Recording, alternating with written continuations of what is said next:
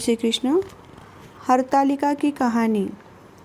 एक बार कैलाश पर्वत पर महादेव पार्वती आनंद में बैठा हा।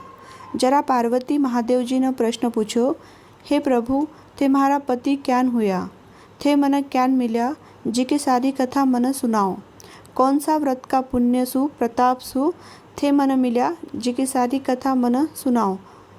जरा महादेव जी बोल्या, हे देवी, जो व्रत का प्रभाव सु मारो अर्धासन भाद्रपद शुद्ध तृतीया तिथि हस्त नक्षत्र युक्त होनी चाहिए, बी दिन यो व्रत कर्यो सगळा पापसु मनुष्य मुक्त हो जाव। थारो जन्म हिमाचल पर्वत पर हुयो। राजो हिमाचल बहुत आनंदित हुयो। 5 बरस की हुआ पछ तू तपस्या करवान लागी। थारी परम कष्टकारक तप देखकर राजा हिमाचल ने चिंता हुई तथा वो घनो दुखी हुयो। आ मारी कन्या किन दूँ यान चिंता करहो। जित्ता में नारद मुनि जी को आगमन हुयो। बैकी आदर भाव सु पूजा करी तथा सिंहासन पर बिठाकर बैको सत्कार कर्यो और बोलन लाग्यो, थे आया आज मारो भाग्य उदय हुई गयो। और पूछा कि थे किसा हेतु सु आया हो। जरा नारद जी बोल्या, मन विष्णु भगवान थारा कन्या न मांगनी घालन भेजा ह और मारो विचार ह तू थारी कन्या विष्णु न दे। विष्णु भगवान अपनी कन्या न मांग्या।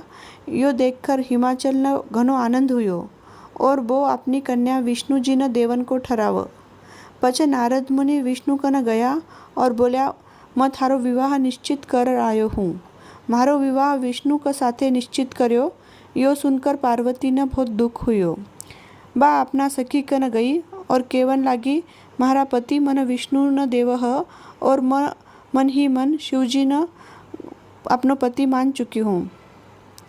जरा सखी बोली, तू यान दुखी हो नको। तू और मैं थारा पिता न मालूम नहीं पड़ता अरण्य में जावा। अटी न हिमाचल न अपनी कन्या दिखनी इकलिया बिना घनो दुख हुआ, चिंता हुआ और वो अपना बेटी न ढूंढतो वन में जाव। अठी न पार्वती घनघोर अरण्य में आकर नदी का किनारा पर अन्न पानी छोड़कर वाळू का लिंग कर और मारी पूजा कर। बी दिन भाद्रपद महीना को शुक्ल तृतीया व हस्त नक्षत्र हो। बी दिन रात का जागरण करी। ई व्रत का प्रभाव सु मारा आसन हलन लाग्यो। तू और थारी सखी बठी ही जठ में अकस्मात प्रगट हुयो और तन वर मांगन कयो। जरा तू बोली, हे महेश्वर, थे प्रसन्न होकर वर देव तो थे मारा पति होइजो। मैं तथास्तु बोलकर चले गयो। पछ प्रातःकाल होते ही तू मारो नदी में विसर्जन कर्यो और तू थारा सखी सह व्रत को पारनो कर्यो।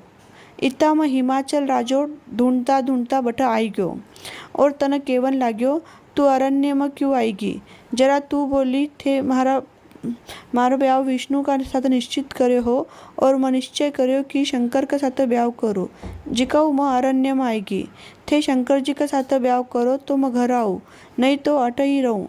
हिमाचल बोल्यो, थारो ब्याह शंकर के साथ करो। यान वचन देकर घर गयो ह और मारा साथ थारो यथाविधि विवाह कर दियो। यो व्रत आज तन कयो हूँ। अभी तक कोई न नहीं बोल्यो। जिकी लुगाया यो व्रत करी बिना सौभाग्य मिली और पाप मुक्त हो जाई। इको नाम हरतालिका क्यान पड़्यो, जिको भी मैं तने सुनाऊँ। सखी थारो हरण कर्यो बोलर, ई व्रत को नाम हरतालिका पड़्यो ह। गंगा का वाळू रेत को लिंग करर। ई महीना में जितना झाड़ रेव बित्ता झाड़ का पान तथा फल चढ़ानू। ई दिन फराळ करनू, अन्न खानो नहीं। दूसरा दिन पारना का टेम यथाशक्ति अनुसार ब्राह्मण न अनाज दान देनू और पछ जिमनू तो कहानी कथा को फल मिलो।